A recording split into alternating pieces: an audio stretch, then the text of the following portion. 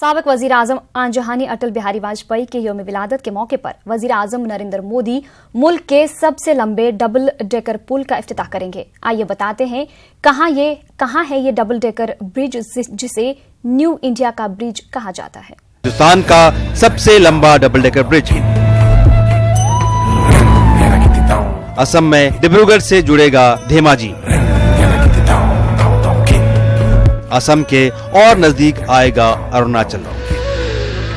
4.94 kilometre लंबा है Bogibeel bridge. जलजले से महफूज बनाया गया है बोगीबील ब्रिज। सरहद पर फौज के लिए लाइफलाइन। सदियों पुराना ख्वाब आज 21 साल के लंबे सफर के बाद संवर कर ऐसे सामने आता है तो यूं ही रंगीन नजर आता है।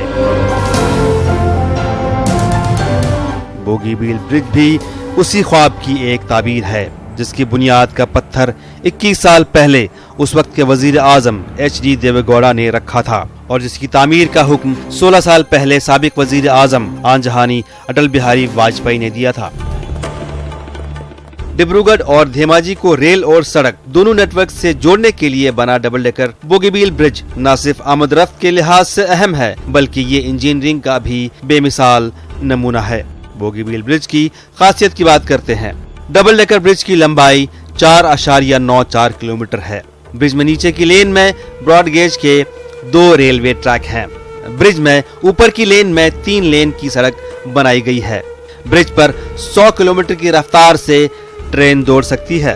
ब्रह्मपुत्र के पानी की सतह से 32 मीटर की ऊंचाई पर है ये ब्रिज। ब्रह्मपुत्र नदी पर बना यह ब्रिज 42 पिलर्स पर टिका है। करीब 62 मीटर गहराई में पिलर्स की बुनियाद रखी गई है। डबल डी वेल फाउंडेशन के पिलर खतरनाक सैलाब झेल सकते हैं।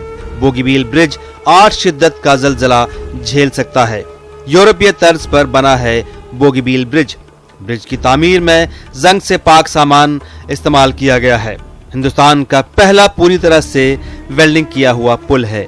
बोगीबील ब्रिज की लाइफलाइन 120 साल से ज्यादा है। पुल को बनाने में करीब 5,800 करोड़ रुपए का खर्चा आया है। ये तो रही पुल की खासियत की बात। अब बताते हैं इस पुल से आम लोगों को और हिंदुस्तानी फौज को किस तरह का फायदा होने वाला है।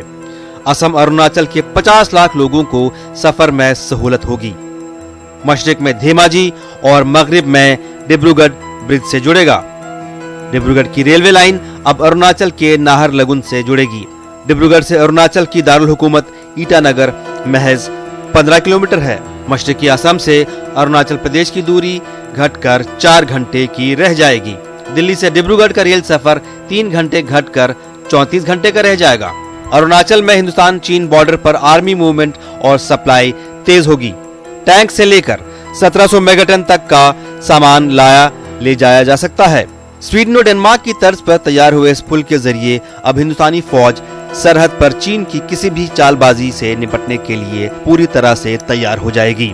साथ ही साथ इस पुल के चालू होने के बाद न सिर्फ नॉर्थ ईस्ट की तरक्की होगी बल्कि ब्रह्मपुत्र के दोनों किनारों पर रहने वाले लोगों के रिश्ते भी मजबूत होंगे। Bureau report, news 18 network.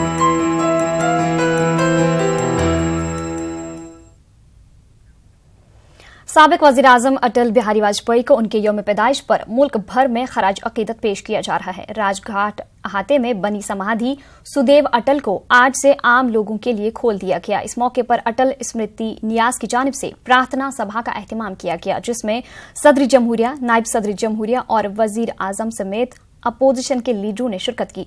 Sudev अटल समाधि ग्रेनाइट के काले पत्थरों से तैयार की गई है।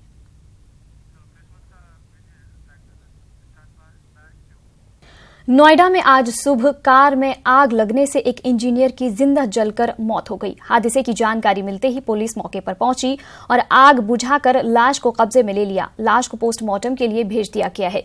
जानकारी के मुताबिक लाश की पहचान हिमाचल प्रदेश के अंबा के रहने वाले पवन के तौर पर की गई।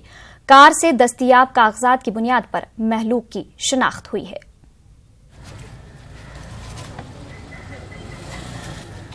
आज सुबह सूचना मिली कि थाना कासना के दिल्ली पुलिस जो सोसाइटी है वहां उसके पास किसी गाड़ी में आग लगी है। जैसे ही सूचना मिली है तत्काल पुलिस मौके पर पहुंची है। वहां जाकर देखा गया तो देखा कि गाड़ी में आग लगी हुई थी। तभी फायर टेंडर भी वहां तत्काल पहुंचा है, बुझाने का प्रयास किया गया है। जिस गाड़ी में आग लगी थी उसमें एक व्यक्ति पहले से ही मौजूद था जिसकी जलकर मृत्यु हो गई है।